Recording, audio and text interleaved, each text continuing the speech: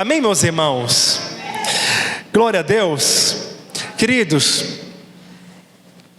muitas pessoas ficam pensando assim: qual é o meu propósito? Para que Deus me chamou? Qual é a vontade de Deus para a minha vida? E aí nós pensamos que, claro, Deus tem um propósito específico para cada um. Deus chamou você para cumprir um propósito.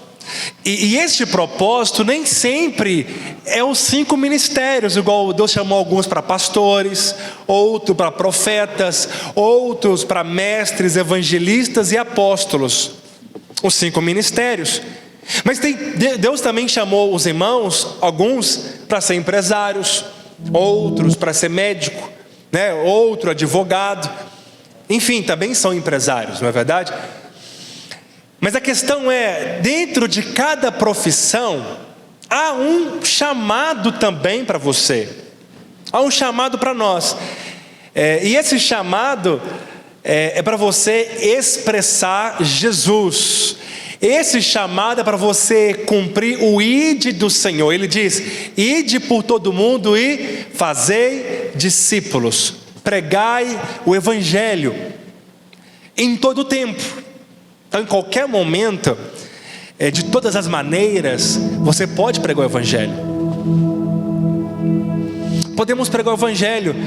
E às vezes nós pensamos assim: mas para pregar o evangelho eu tenho que ser alguém que conhece muito da Bíblia e ser um pregador. Não, você não precisa ser um pregador. Fala do que Jesus fez na sua vida. Se você contar o seu testemunho, o evangelho está sendo pregado. Nós vemos que tem vários tipos de pregações de evangelismo. O que Lázaro disse? O cego, Ele disse: eu era cego, mas agora eu vejo. E ele disse o que Deus tinha feito na vida dele. Se você disser o que Deus fez na sua vida, pessoas serão alcançadas. Amém? Então você pode pregar o evangelho desta maneira. Você pode pregar o evangelho falando o que Jesus fez, falando o quão Jesus é maravilhoso, o tanto que Ele é bom. Falar da graça dEle, do amor dEle, que Jesus salva, cura, liberta, e que Ele está de braços abertos para salvar todos, independentemente do que a pessoa fez. Talvez alguém cometeu algo muito ruim, talvez a pessoa cometeu um crime, cometeu algo absurdo, e ele pensa que não pode ser salvo. Ele pensa que o pecado dele é maior do que Jesus fez na cruz. Mas nós devemos falar: não, Jesus ainda pode salvar você. Não importa o que você fez, a obra de Cristo é maior do que qualquer pecado. Amém? Você crê nisso? Mas existe um propósito que ele é eterno. Por que ele é eterno? Porque não começou quando Deus fez o homem. Ele já estava na eternidade. E esse propósito, ele não vai acabar quando Jesus voltar. Esse propósito, ele vai continuar, porque ele é eterno. Então, por exemplo, qual que é a vontade de Deus? Qual que é a mais alta prioridade do Senhor? Quantos amam o Senhor? Eu sei que você ama o Senhor, amém? E nós queremos agradá-lo, não é verdade? Quando nós amamos alguém, nós queremos agradar essa pessoa. Eu então quero agradar a Deus, servindo a Deus. Agora, como que eu posso fazer isso de uma melhor forma? Pensa bem. Vamos ler em 1 Coríntios capítulo 2, versículo 7. Tem alguns textos que nós vamos ler. 1 Coríntios 2, 7. Se puder abrir a sua Bíblia, abra aí no seu smartphone, na sua Bíblia de papel. Olha o que o apóstolo Paulo disse: mas falamos a sabedoria de Deus, oculta em mistério, a qual Deus ordenou antes dos séculos para a nossa glória. Então Deus declarou algo antes dos séculos. Quando ele diz isso, ele está dizendo antes da criação do mundo. Tem outro texto também que está lá em 2 Timóteo 1,9, que ele fala assim: que nos salvou e chamou com uma santa vocação, não segundo as nossas obras, mas segundo o seu próprio propósito e graça que nos foi dada em Cristo Jesus antes dos tempos dos séculos. Olha que poderoso então. Alguém está dizendo que o Senhor chamou você para uma santa vocação, não segundo as suas obras, mas segundo a graça dele. Esse chamado foi antes dos tempos dos séculos. Mas também Efésios 1:4, para nós terminar aqui, para você entender, fala assim: como também nos elegeu nele antes da fundação do mundo, para que fossemos santos e irrepreensíveis diante dele em amor. Então, com esses 3 textos, nós entendemos que Deus chamou você antes de ele criar você. Não é maravilhoso isso?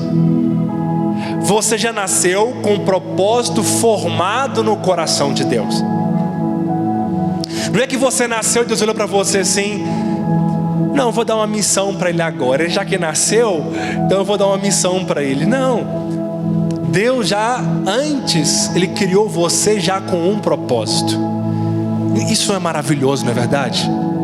Isso é extraordinário, meus irmãos. E esse propósito é um propósito que ele é eterno. Mas o que é isso? Muitos pensam que é a salvação, mas não é a salvação. Imagina, eu chamo o Heitor e falo assim: filho,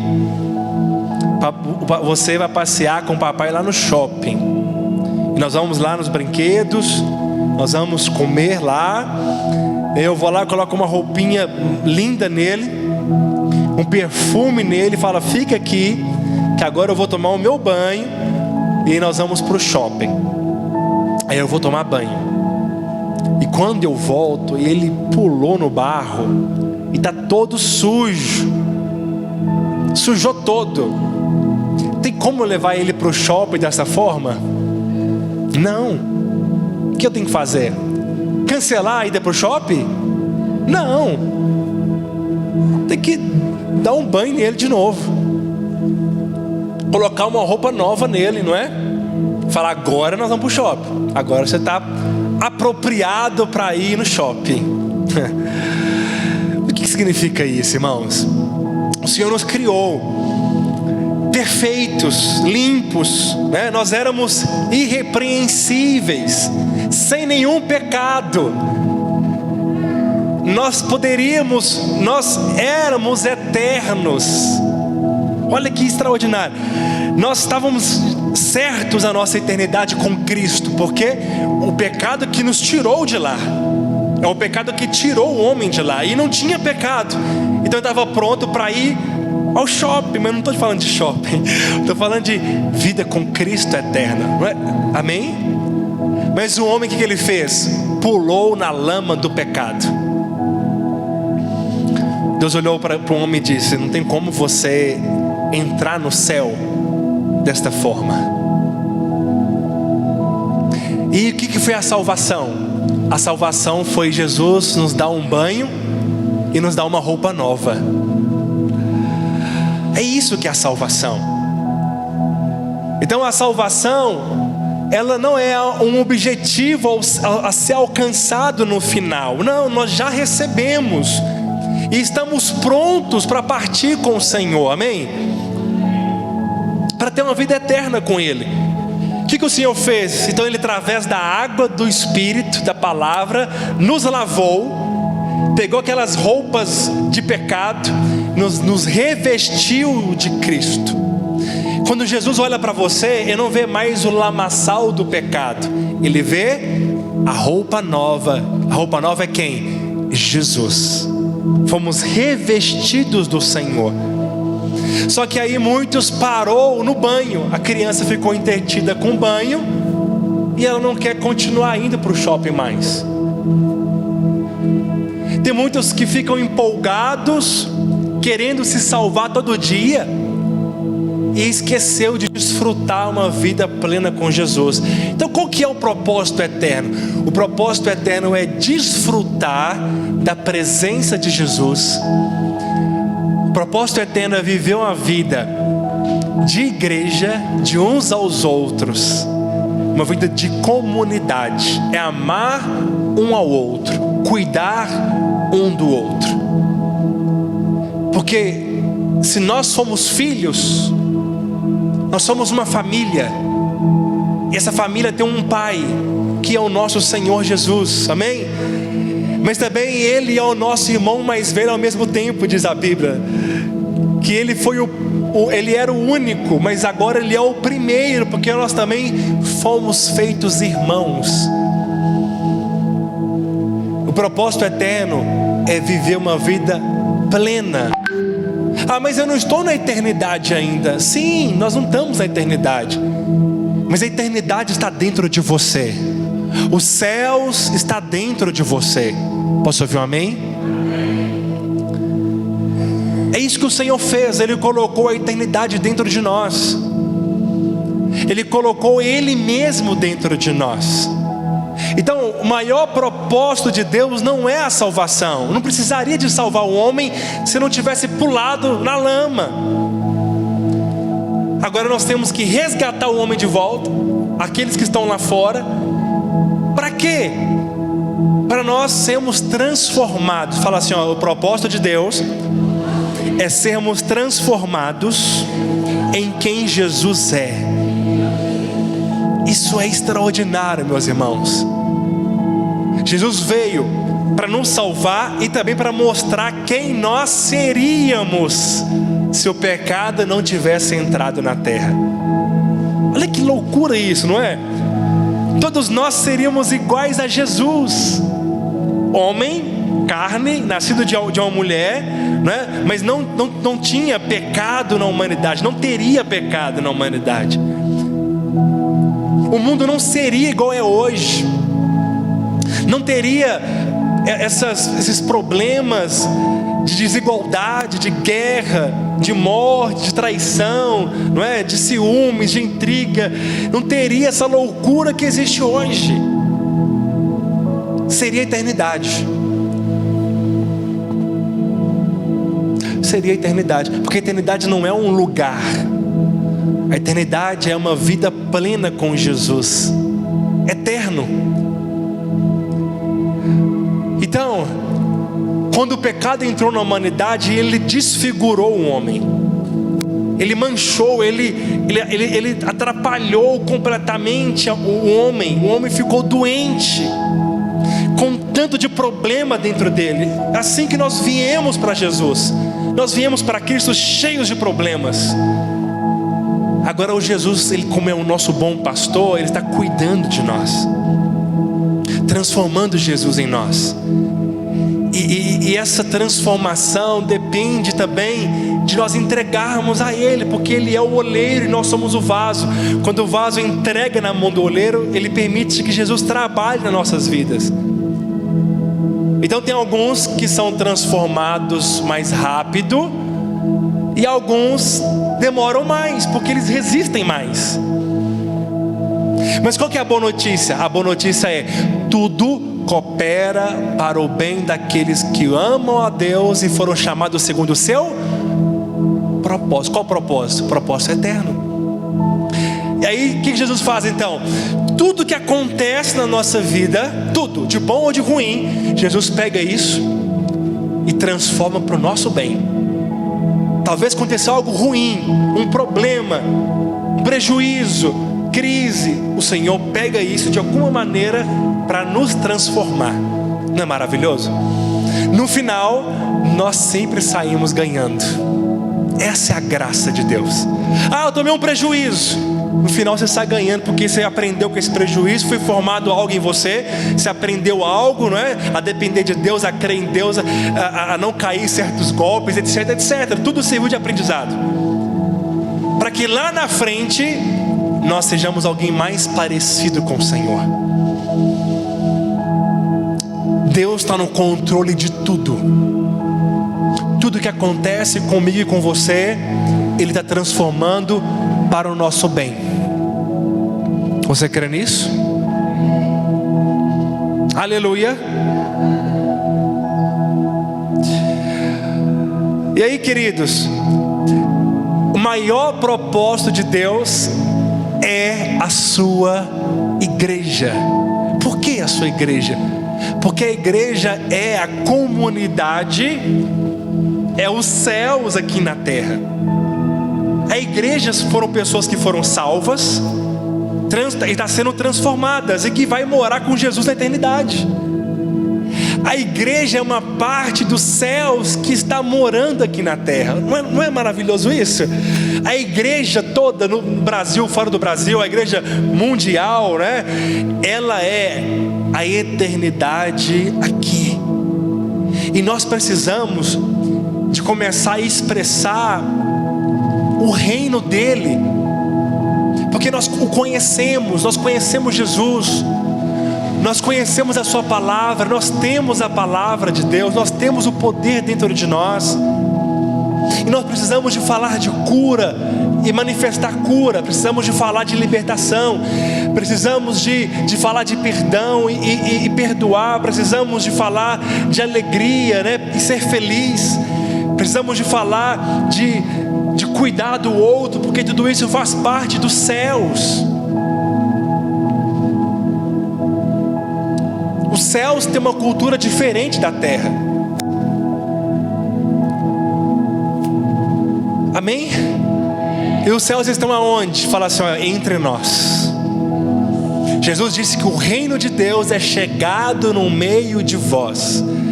Então o reino de Deus não será somente lá na eternidade, ele é aqui também. É por isso que o Senhor disse que nos deu a chave do reino dos céus, e o que nós ligamos na terra é ligado nos céus. Mateus 18:18. O que nós desligamos na terra é desligado nos céus. Quando a igreja para e ora sobre alguma coisa, isso acontece. Deus responde à oração da igreja, porque Ele nos deu a chave do reino. Então, nós precisamos de olhar para a igreja com os olhos espirituais, porque senão nós vamos pensar que a igreja é só um bocado de gente que está sentado numa cadeira para assistir um culto de domingo e que reúne na célula. Mas não é. A igreja é o próprio Cristo. A igreja é o corpo de Cristo. Nós somos membros deste corpo. Então tem uns que são mãos, outros são pés, outros são dedinho, outros são boca. Cada um é membro desse corpo. E quando a igreja se reúne, Cristo está lá. É por isso que ele fala: quando 2 ou 3 estiverem reunidos em meu nome, lá eu estarei. Porque é a igreja é Cristo. Então nós não podemos falar mal da igreja, não podemos ser contra a igreja, porque a igreja é a noiva de Cristo, a igreja é a família da fé. E quando nós cuidamos uns dos outros, por que eu falo uns dos outros? Porque nós somos sacerdotes, e nós precisamos também de cuidar do nosso irmão, ir até o nosso irmão.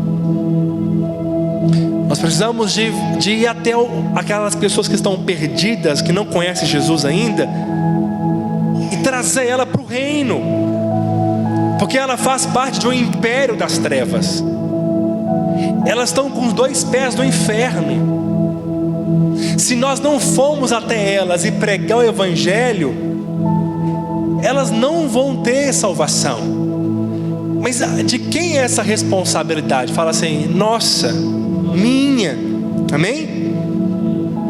Isso é missões. Isso é cooperar para o propósito eterno, que é a igreja do Senhor. A igreja vai continuar por toda a eternidade. Amém? E lá não terá placa de igreja. Todos os salvos do mundo inteiro estarão reunidos com o Senhor, adorando a Ele eternamente, desfrutando dEle. Não haverá mais pranto, nem clamor, nem dor, nem choro. Não haverá mais medo, não haverá mais desigualdade, não haverá mais guerra, não haverá mais inflações, não haverá nem capitalismo, nem comunismo. Será o reino de Deus, que é diferente de tudo que nós conhecemos. Aleluia. Porque os 2 extremos é ruim. O capitalismo extremo é ruim.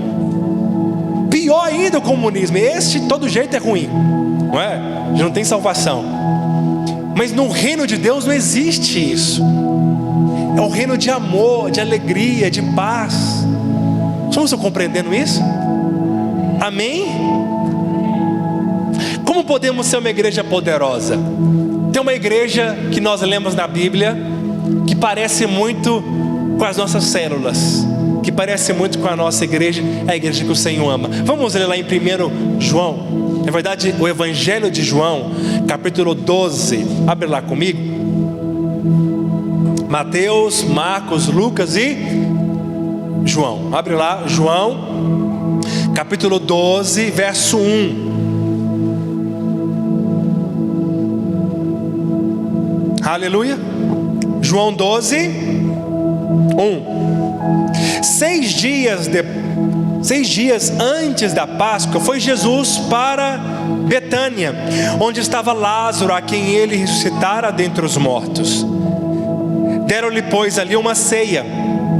Marta servia, sendo Lázaro um dos que estavam com ele à mesa. Então Maria, tomando uma libra de bálsamo de nardo puro, muito precioso, ungiu os pés de Jesus e enxugou com seus cabelos, e encheu toda a casa com o perfume do bálsamo. Mas Judas Iscariotes, um dos seus discípulos que estavam para traí-lo, disse: por que não se vendeu este perfume por 300 denários e não deu aos pobres? Isso disse ele porque não tivesse cuidado dos pobres, mas porque era ladrão e, tendo a bolsa, tirava o que nela se lançava. Jesus, entretanto, disse: deixa que ela guarde isso para o dia que me embalsamarem, porque os pobres sempre tendes convosco, mas a mim nem sempre tendes. A palavra de Deus nos leva agora para uma pequena aldeia, uma vila chamada Betânia, numa casa de Marta, Maria, Lázaro, e também tinha um Simão, que não era Pedro, um dos apóstolos, era outro Simão, ok? E a Bíblia fala que Jesus amava estar naquele lugar. Jesus gostava de ir para aquela casa descansar. Isso aqui já é algo que nos chama a atenção. Jesus sempre ia para a casa de Lázaro, Marta, Maria, e Simão também frequentava aquela casa. Mas Betânia não era um lugar, uma capital, um lugar bonito, não. Betânia era uma casinha simples, era uma cidade simples. A casa de Marta era uma casa simples, igual a nossa casa. Amém? Simples. Não era casa luxuosa, talvez mais simples do que a nossa. E aí nós vemos algo interessante, porque ali tinha uma igreja, a igreja que reunia nas casas. E essa igreja mostra como é também a nossa igreja, como deve ser a nossa igreja. Não é feita de gente perfeita. A igreja não é perfeita. Estamos sendo transformados, nós estamos em obras, amém? Assim também como aquelas irmãs também não era. E aí Jesus ia com seus discípulos naquela casa, e eu fico imaginando 12 discípulos, Marta, Maria, Simão, tinham as 15 pessoas ali, talvez até mais. E eles ficavam ali falando, de Jesus, da palavra, Jesus mostrando o caminho, mostrando o reino. E era uma casa cheia da glória de Deus. Porque, primeiro, fala assim: a igreja é lugar de transformação. Observe o capítulo 11. Antes, a Bíblia fala que Lázaro tinha morrido. E aí Maria chega até Jesus e manda um recado para ele. Fala assim: Senhor, aquele de quem tu amas está muito doente. E Jesus ouve essa mensagem E ele fica ali esperando. Ele espera 3 dias. Depois ele vai para lá e Lázaro tinha morrido. Para quê? Para que a glória de Deus seja manifesta. E aí, queridos, nós éramos estes Lázaros, porque a Bíblia fala que nós tínhamos morrido. Nós estávamos mortos nos nossos pecados. Mas o que o Senhor fez? Ele nos ressuscitou. Ele nos deu vida juntamente com Ele. Aí Lázaro então passou a testemunhar do que Jesus tinha feito. Nós também precisamos de testemunhar que nós tínhamos morrido. Mas nós estávamos mortos, mas nós recebemos vida. Amém? Lá também tinha Marta. E Marta era alguém que servia na igreja. A igreja também ela é feita de pessoas que tinham morrido, estava morto, mas agora recebeu vida. Mas também na vida da igreja existe Martas. E não é só mulheres, Marta também são homens. Marta, quem que é Marta? São aqueles que servem de todas as maneiras. Quem está na recepção, quem entrega um envelope de oferta, quem lidera uma célula, quem recebe uma célula, quem está na mesa de som, quem é da mídia. Todos estes que servem são as Martas. E algumas pessoas criticam as Martas, não é? Porque Jesus falou que Maria escolheu a melhor parte. Mas a igreja precisa de pessoas que servem. Amém? Glória a Deus pela sua vida, porque você é um servo do Senhor. Não importa, queridos, a função que você está servindo. Se você está fazendo com o seu coração, lembre-se, você está fazendo para Deus. Aleluia. Mas pense em algo. O propósito de Deus, ele é eterno. E qual que é a forma mais poderosa de servir a Deus? Quando você prega o Evangelho. Porque todos os outros serviços são importantes? Sim. Mas tem serviço que vai parar aqui. Quando Jesus voltar, não vai continuar. Lá no céu nós não vamos precisar de entregar envelope de oferta, não é? Lá no céu não vai precisar de ficar na mesa de som, não é? Lá no céu não vai precisar de ficar na recepção, que os anjos vão ficar na recepção. Então esse serviço é importante, sim, para a igreja crescer e avançar. Mas quanto mais nós enchermos o céu, maior será a nossa recompensa. Então nosso maior chamado é povoar o céu. Amém? Esses dias eu estava orando, eu estava em crise, porque eu estava pensando em algo. Eu fiquei pensando em algo muito forte. Muito forte. Eu falei assim, gente, eu tenho irmã, eu tenho mãe, eu tenho pai, eu tenho tia, primo que eu amo muito. E pode ser que eles vão para o inferno se eles não conhecerem Jesus. É forte isso, não é?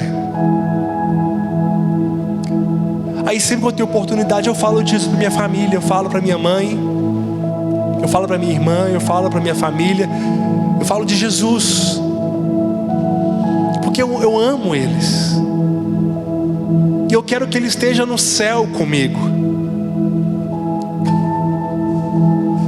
Então, irmãos, o que nos move para pregar o Evangelho é o amor. Quando nós amamos as pessoas, nós queremos que ela esteja na eternidade conosco, porque a qualquer momento Jesus vai voltar. Infelizmente, alguns não serão arrebatados, porque Ele disse: vigiai e orai, porque a qualquer momento o Senhor virá. Ele vai vir na hora que nós não estamos esperando.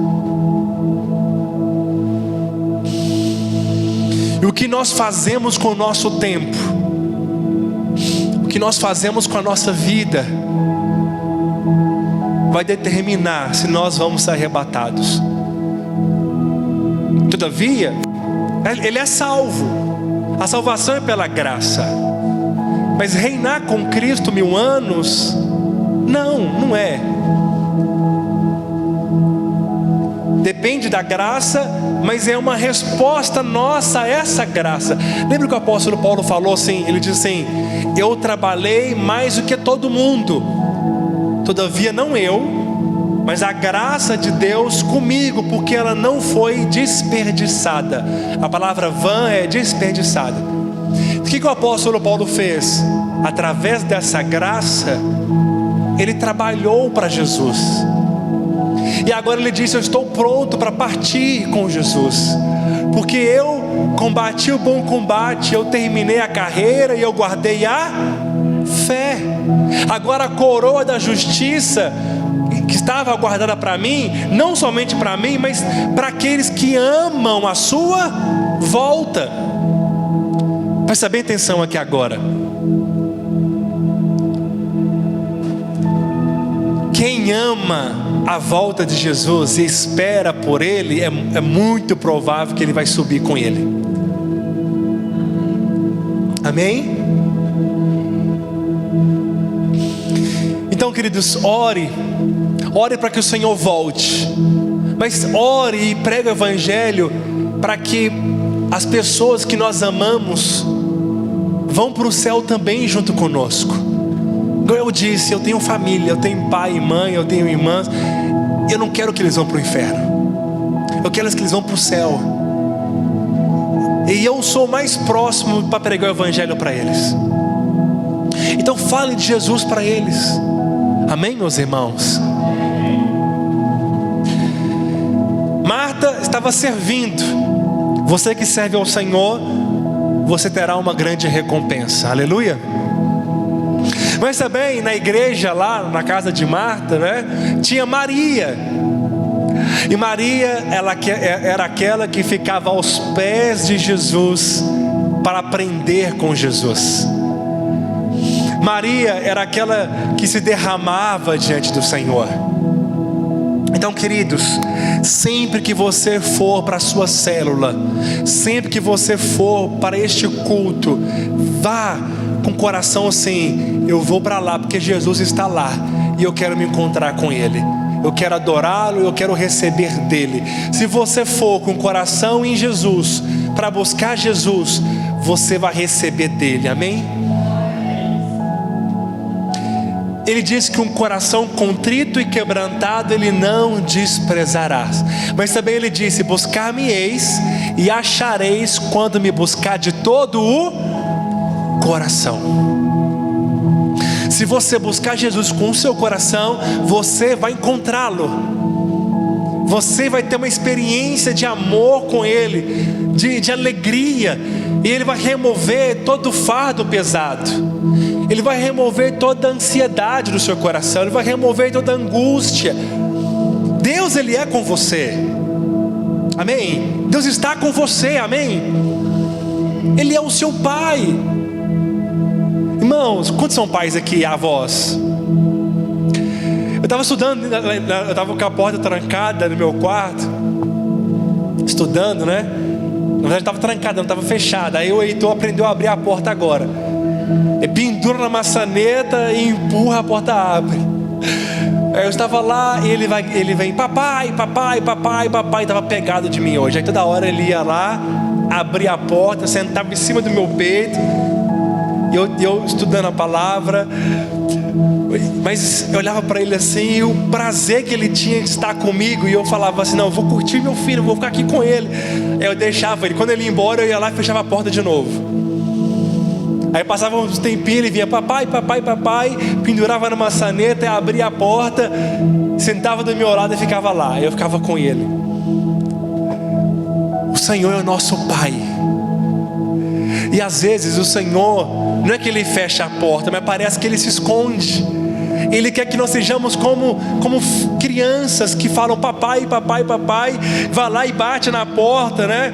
E abra a porta e tenha intimidade com Ele. E fique com Ele, porque não tem portas fechadas para você. A porta dos céus está aberta para você. A porta da intimidade está aberta para você. Qualquer hora você pode correr para os braços do seu Pai e ter alegria com Ele, ter refúgio com Ele.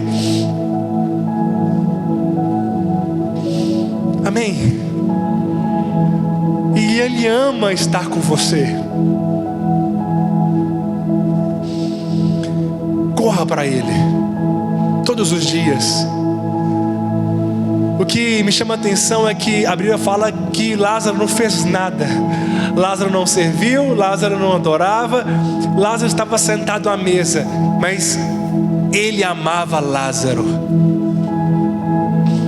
O Senhor ama você não pelo aquilo que você faz. Ele ama você. Isso é suficiente.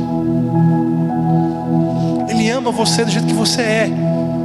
Mesmo se você não fizer nada para Ele, Ele ama você. Mas Lázaro estava à mesa, como nós lemos. Mesa fala de intimidade. Corra para a mesa da graça. Corra para Jesus todos os dias. Eu posso ouvir um amém? A igreja não é um cemitério de pecadores. A igreja é um jardim de pessoas que foram ressuscitadas. E Ele está cuidando de nós, está transformando a nossa vida, até o dia que nós estaremos com Ele. Não tem portas fechadas para você no céu. Toda vez que o Heitor quer estar comigo, a porta fechada, às vezes, porque eu estou estudando, ele liga em papai, e ele pendura na maçaneta e ele tem liberdade, a casa é dele. E está aprendendo a abrir geladeira agora. Da hora que ele vai lá, só que lá em casa o congelador é embaixo, a geladeira é em cima. Então, aí ele quer abrir a geladeira, ele abre o congelador, aí ele olha assim, né? Não tem nada, só gelado e carne congelada. Ele fecha de novo. Eu falo, filho, você vai crescer ainda e você vai poder abrir a geladeira e pegar o que você precisar. Mas você pode pedir o seu pai. Aí está aprendendo a pedir. Ele fala pão, ele fala água, ele fala tototo, né, que é biscoito. Aí ele sabe comunicar. Tem gente que ainda não cresceu o suficiente para poder abrir a geladeira e pegar o que ele precisa. Não é? Isso fala de fé. Fé, você vai lá, abre e pega, não é? Fé, você apropria. Mas lembre-se, você tem um pai, e esse pai abre a geladeira do céu e ele dá para você o que você precisa. Amém? Mesmo que a sua fé não consegue abrir a porta, você pode pedir, e todo aquele que pede, recebe. Aleluia. Como isso é poderoso. Não pense que Deus é um senhor barbudo, sentado no trono, com cajado na mão, irado. Não. Se nós que somos maus sabemos dar boas coisas aos nossos filhos, quanto mais o Pai do céu. Você que é avô e pai, você quer dar o melhor para o seu filho, quanto mais o nosso Senhor. O que Ele vai negar para você, se Ele já deu tudo? Ele deu Jesus para nós. Ele nos deu tudo que Ele tinha, o mais precioso Ele já nos deu. Você crê nisso? Mas na casa de Marta e Maria também tinha Lázaro, que a Bíblia diz que ele não fazia. A Bíblia não menciona que ele fez alguma coisa, não é? A Bíblia não fala de obra nenhuma dele, mas fala que Jesus o amava. Então, Jesus nos ama independentemente de fazer qualquer coisa. Ah, pastor, eu não estou fazendo nada na igreja. O Senhor ama você igual ama todo mundo. O que nós fazemos não faz o amor dele aumentar por nós. Ele já nos ama. Ele amava Lázaro. Ele amava Marta, Marta servia, mas ele também amava Marta. Ele amava Maria, com certeza. Mas por que a Bíblia evidenciou que ele amava Lázaro? Para mostrar para nós que o amor dele não depende da sua adoração. O amor dele não depende do seu serviço. Mesmo se você não adorá-lo, mesmo se você não servi-lo, ele continua nos amando incondicionalmente. Mas quando nós o amamos, nós queremos servi-lo, não é? Quando nós o amamos, nós queremos adorá-lo. Mas também tinha Simão, e a Bíblia fala, não em João, mas em Marcos. Em Marcos a Bíblia fala, em Marcos 14:13, que Simão era o leproso. Pensa bem, quem que era o Simão que estava lá? Aquele que foi curado da lepra. O que tem a ver, pastor, a lepra conosco? Presta bem atenção para você entender. A lepra representa o pecado. A lepra afastava o leproso da comunidade. Então o leproso ele tinha que sair andando, sacudindo um sino e gritando: leproso, leproso. Se ele entrasse na cidade, ele era apedrejado. Nós estávamos cheios de lepra, do pecado, afastado da igreja, afastado dos céus. A lepra também contagiava, a hanseníase, né? Ela contagiava as pessoas, contaminava na verdade. Assim também o pecado contamina. A Bíblia fala que as más conversações corrompem os bons costumes. Então, por exemplo, se eu começo a trabalhar com série de pessoas que falam palavrão e falam piada de duplo sentido, vai corromper os meus bons costumes. Eu vou ouvindo aquilo. Se eu não estiver firmado na palavra, de repente eu começo a soltar uma piadinha também, não é? Porque é uma má conversação. É a lepra. Mas sabe o que Jesus fez? E nos curou da lepra. Aleluia. Então você hoje foi purificado por Jesus. O pecado não te separa mais, porque Ele levou o seu pecado na cruz. Aleluia. Você pode entrar nos céus hoje, porque não tem nada que te barra.